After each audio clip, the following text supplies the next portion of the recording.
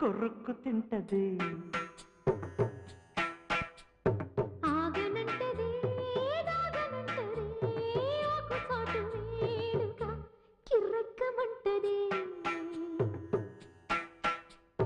వన్నె పూల విన్నపాలు విన్నానమ్మి, చిటిక నీరు ఇచ్చి ఏడుకుంటానమ్మి. రాసి పెట్టి